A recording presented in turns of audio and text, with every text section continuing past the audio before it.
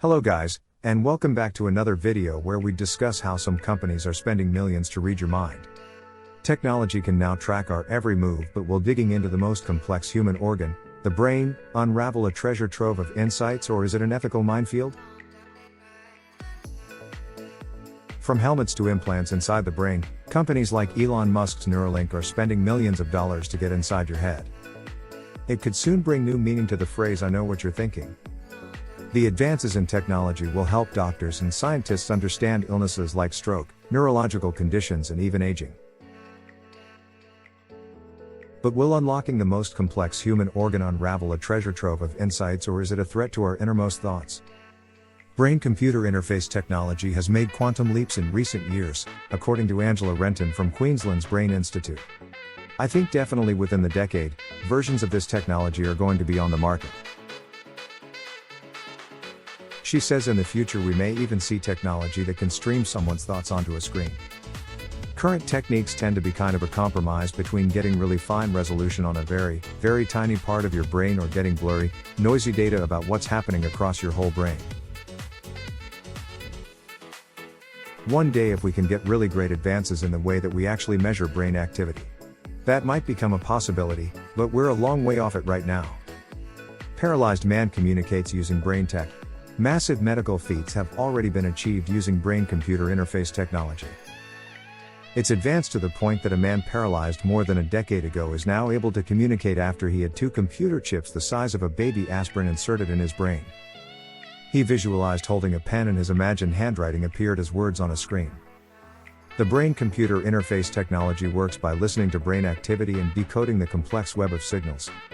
Angela Renton from Queensland's Brain Institute says the technology has the ability to completely change someone's life.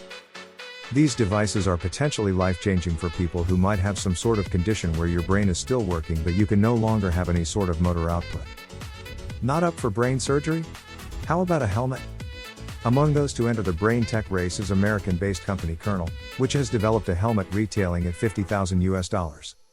The company's CEO Brian Johnson says in a decade the device could deliver personalized mental health data and end up costing about the same as a smartphone. We believe we can get it in almost every household in the early 2030s. If you think about what we do with our brain and our minds today, we are in that primitive world where we go see somebody and they ask us how we're doing, how we feel. We don't have any numbers, there's no way to measure it. The way we deal with our mental well-being is a bit crazy today. And so what the technology that we've done will be about measuring our brain and our minds, Johnson says.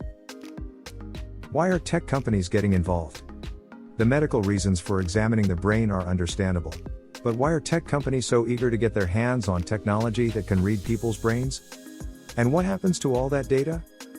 Facebook has spent years trying to unlock the mysteries of the brain and has only recently shelved its plans.